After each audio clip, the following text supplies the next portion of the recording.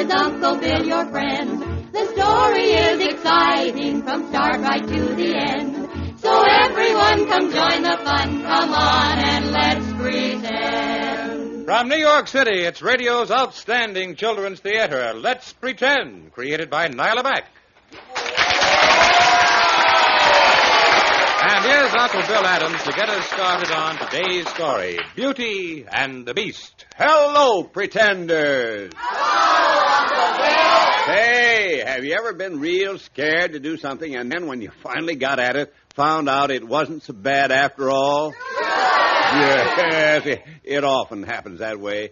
Something that seems scary turns out to be fine, and that's just what happens in our story today.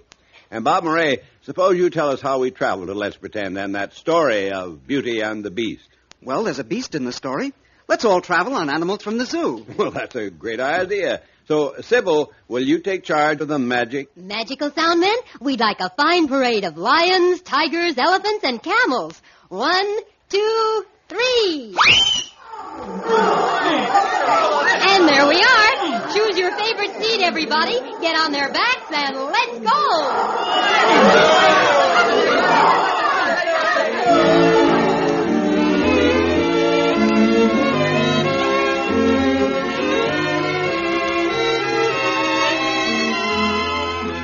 Once upon a time, there was a rich ship owner who had 2 daughters.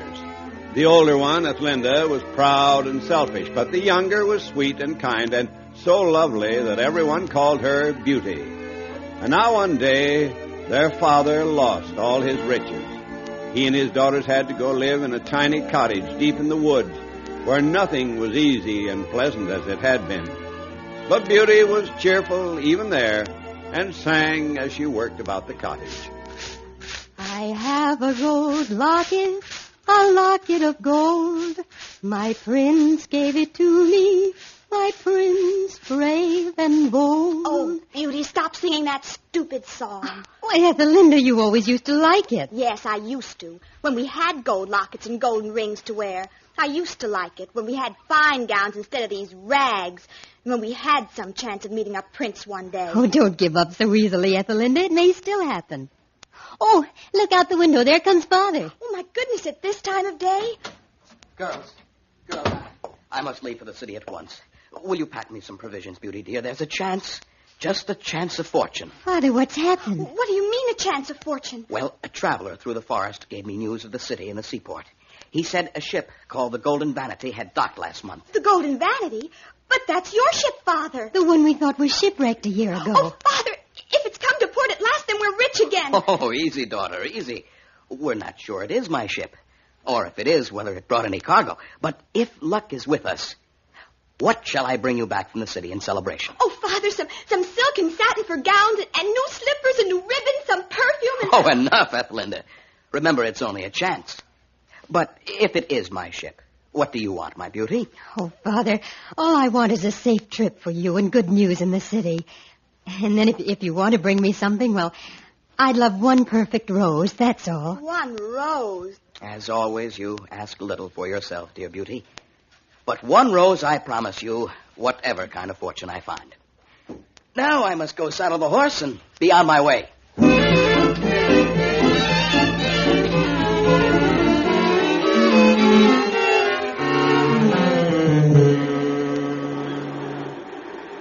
Aye, sir. That's how it is, sir. The crew took all the cargo and made off with it. Heaven only knows where they're scattered to. And there's nothing left. Not a bowl of goods, not a two-penny nail. Hard luck, sir. Of course, if you'd been around when the ship docked... Yes, I know. But tell me, what of the ship itself? Where is it? The crew sold the vessel and divided the gold. The ship sailed out the next day. So my whole trip's been in vain. I'm as poor as ever. Hard luck, like I said. Well, there's no use staying here groaning. I might as well start home again with my bad news. Oh, if you're traveling, sir, you'd best be starting. Those clouds look ugly. Yeah, we're in for a storm. Yes, you're right. Well, thank you for your information, and farewell.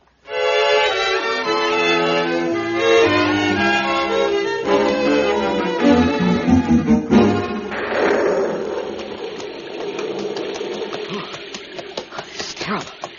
The storm grows worse every moment. Steady, boy. Steady. A little farther. Surely we'll find some sort of shelter. Wait. Isn't that a light glimmering through the trees? Yes. Yes, it is. Come on, Blaze. What? Why, it must be a great castle. The light is high in the tower. And there, just ahead, a huge gate. Boy, here now. What's the matter, old Blaze? Why are you stopping and trembling? Come on now. Don't you want a dry stable and oats? Very well, then. I'll go to the gate on foot. Heaven knows what the poor horse fears that could be worse than this night. Ah, yes, the gate. Here's the knocker. Oh, the storm. Pray heaven someone answers. Good evening, sir. Good evening. I'm a poor traveler lost in the storm, craving shelter. Oh, yes, indeed, sir. Enter. You're most welcome. Well, thank you. But I say, it's not raining in here. The moon is shining. It's as mild as a summer's night. Oh, yes, sir. If you'll follow me through this garden to the castle, you'll find dinner awaiting you, and every comfort for the night. But look here, is this some sort of enchantment? Flowers, birds, moonlight? Are you the master here? Oh, no, sir, no, indeed. If you'll just follow me into the castle now. Yes, but tell me, will I meet your master within the castle? I'm sorry, sir, my master sees no one. But I've been told to give you everything you desire. Here is the supper table set and waiting for you. What a splendid table. Candlelight, meat, fruit, wine. Oh, yes, sir. Over there is the door to your room. When you've eaten, feel free to retire whenever you wish. If you want anything, just ring. Good night, sir. Good night. Well, this is strange indeed. But I'm weary enough to ask no questions. Dinner and then bed. That sounds fine to me.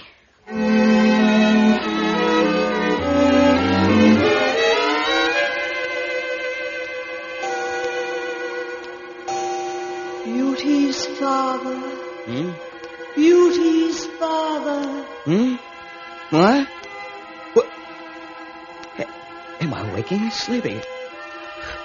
A light. Let me find a candle. No. Simply listen. Listen to my voice. Who are you? I see no one. Where are you? I am your friend. I am in the mists. I am in the wind. I am in the perfume of all flowers, but you cannot see me. What do you want? I have come to warn you. Warn me? Warn me of what? Tomorrow there will be a test. Watch what you do.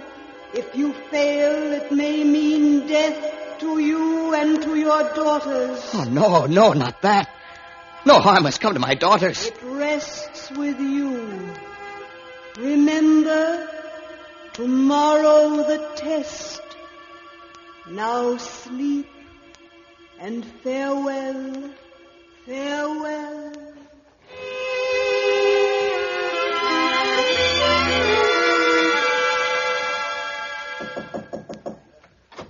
Good morning, sir. Good morning. I'd hoped it was my host. I'm sorry, sir. Only the master's servant, Mollybone.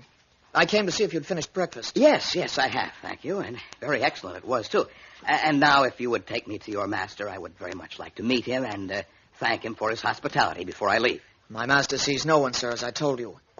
Will you walk in the garden until your horse is saddled? Well, all right. If it's impossible to see my host, Well, the garden is lovely. I'll call you when your horse is ready, sir. Oh, my. How Beauty would love this garden. Oh, and that reminds me. The one thing she wanted me to bring her was one perfect rose. And here are hundreds to choose from. Well, let me see. Yes. Yes, here is a perfect rose. Rosy pink as Beauty's own cheeks. I'll pick it. What's that? What a horrible sound. What is it? How dare you pick my roses? What a hideous beast. What? awful. Wasn't it enough that I gave you the freedom of my castle, fed you and sheltered you? Dreaming? I never saw a beast like this. And it talks. Who are you? What is this ghostly place? I'll show you by eating you alive. Oh, no. Please don't kill me. Let me explain why I took this one rose. Please let me explain. What is there to explain? Well, it was not for myself that I wanted the rose, Beast, but for one of my daughters. One of your daughters? Yes, I have two pretty daughters, Beast, and when I left home, I asked each daughter what she would have me bring back as a gift. Alas, I didn't have the good luck I hoped on my journey, so I can take Ethelinda nothing of what she asked. But Beauty, my younger daughter, asked only for a rose. And when I saw all these roses, I thought, spare a father's life, Beast, a father who is only trying to please a loving, unselfish daughter. Very well. I will spare your life on one condition. That you go home and send me one of those daughters in your stead. What? Buy my life with one of theirs? I do not ask you to force either of them to come. Go home. See if either of your daughters is courageous enough and loves you well enough to come willingly and save your life. No. How could I ask either such a question? How could either agree to come? If neither is willing to come, you yourself must return. And if you don't, I shall come and fetch you.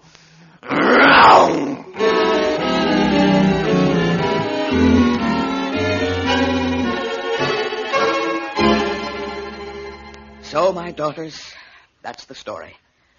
Now I must say goodbye and return to the beast. Goodbye. Father, what do you mean? Oh, my daughters, I only pretended to accept that creature's terrible suggestion so I could see you both once more.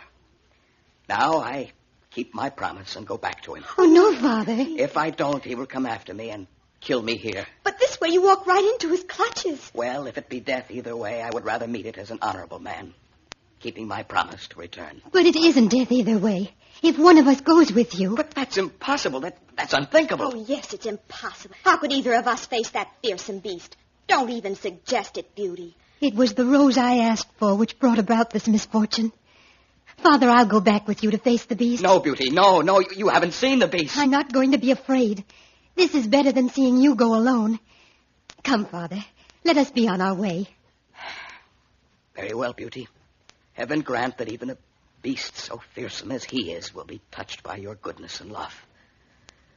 Heaven help us both.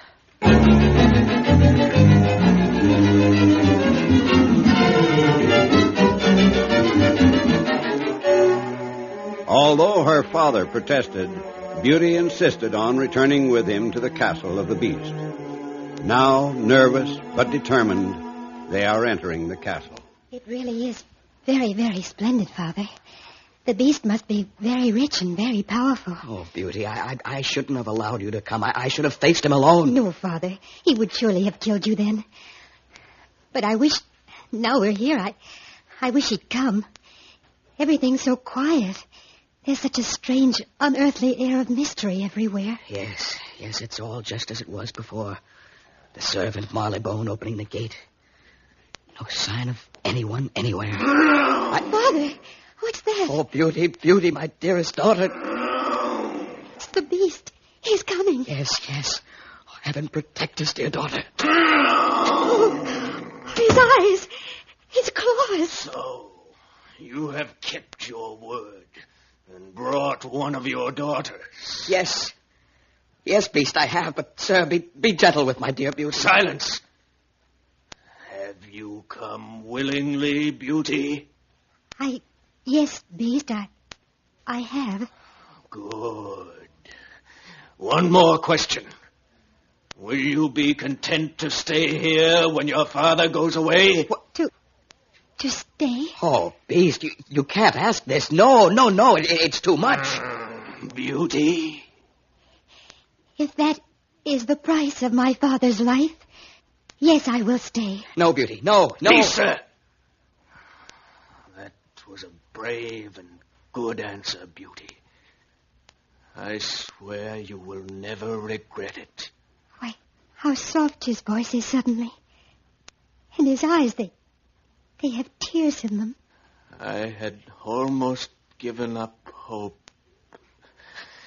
You, sir. It's time for you to go now. Now? Tonight? At this late hour? It will not be a long journey as you travel this time. When I turn this ring on my claw, close your eyes. You will then be carried swift as the wind out and over the land and placed safely in your own home. Are you ready? Yes. Goodbye, dearest Beauty. Goodbye, Father. Close your eyes. I turn the ring so. Oh, he's gone. Disappeared with the wind. It's magic. Magic of no importance. Beauty, will you marry me? What did you say? I asked you to marry me. Yes, me, ugly beast that I am. What shall I say? I'm afraid. Oh, don't be afraid. Say whatever your heart tells you to. Will you marry me, Beauty? Oh, no, Beast. I don't want to hurt your feelings. I'm sorry, but I just couldn't. Very well. It's growing late. Your rooms are through that door. Your maid Clotilde is waiting. Retire now and don't be afraid. No harm will come to you.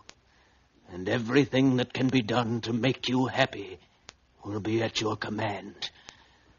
Good night. Good night, Beast. It's almost as if he were really kind for all his fearsome look. I'm not as frightened as I thought.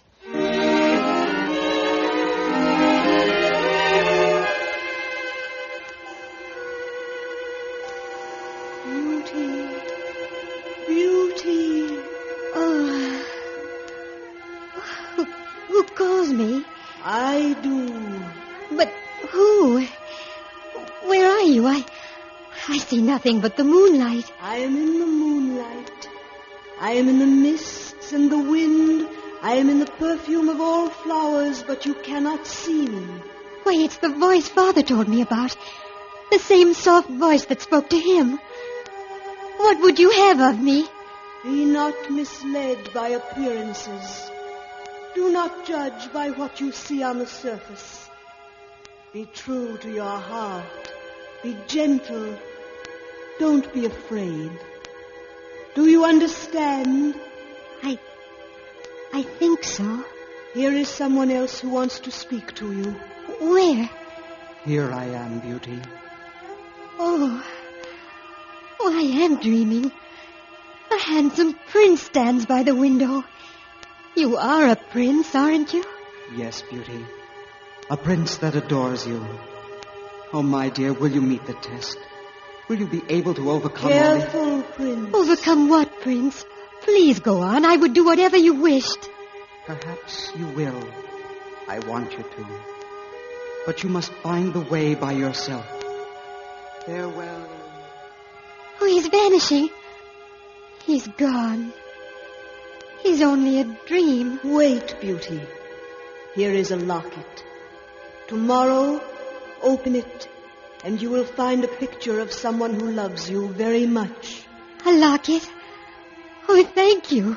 Farewell. Remember all I said. Farewell. Farewell. But the locket. The locket is real. I can feel the cool gold. And the voice said there was a picture inside. I have a gold locket. A locket of gold. A prince gave it to me.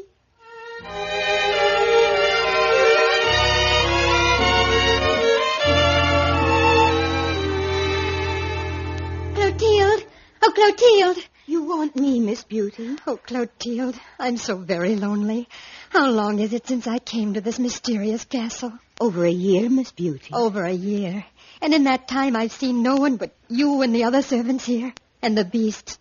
The poor, ugly beast. My heart aches for him. Yes, miss, I know. He's so kind to me.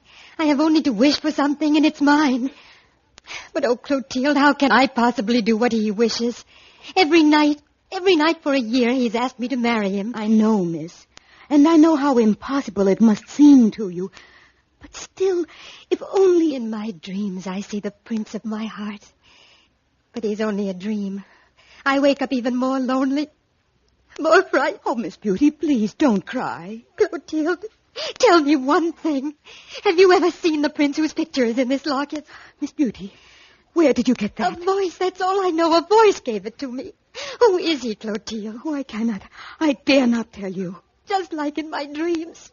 Mystery, always mystery. Mystery and pity and loneliness. I hear the master coming.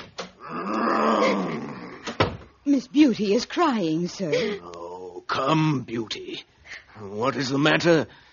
You mustn't cry and spoil your pretty eyes. Oh, beast, forgive me, but I'm so homesick. I long to see my father and my sister.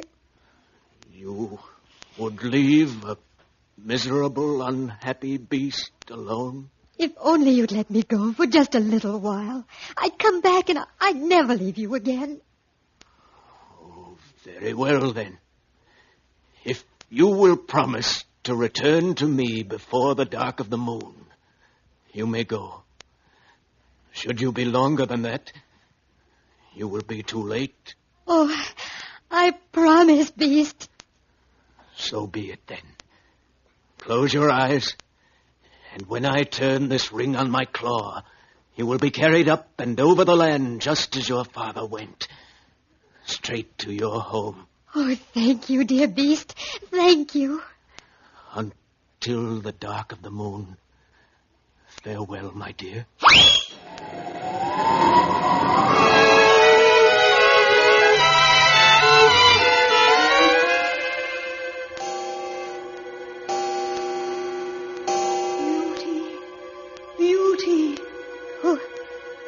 Who calls? I do. Your friend, the voice in the mist and the wind. You promised the beast you'd return. The moon is on the wane. The beast is dying. The beast is dying? Oh, no. I didn't realize I'd been home so long. Oh, the poor beast. Perhaps you may reach him in time. Are you ready? Will you take me to him? Close your eyes. Reach out your hand. Now we will fly with the speed of the wind. There's the garden. Oh, hurry, put me down. I must find the beast. Yes, find him before it is too late. Oh, beast! Beast, where are you? Beauty, is it you? Oh, there you are. Oh, no. Oh, my poor beast, you lie stretched out on the ground. Where is everyone?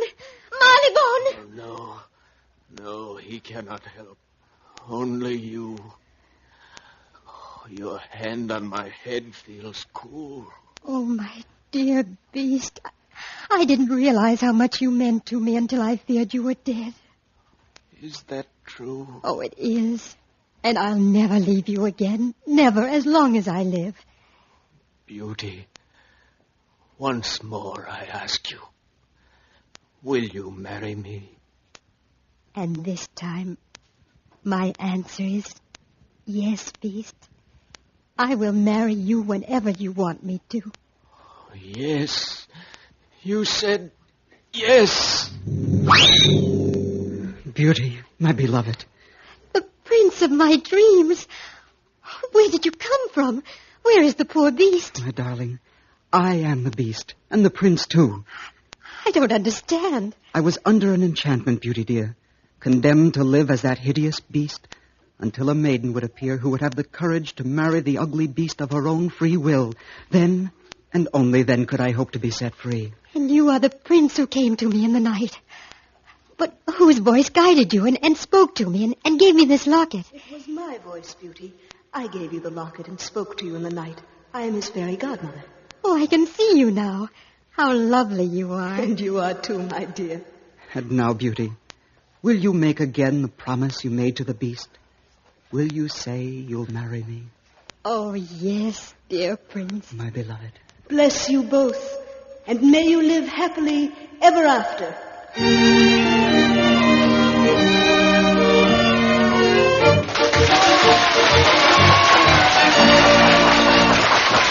And that's the famous old story of Beauty and the Beast.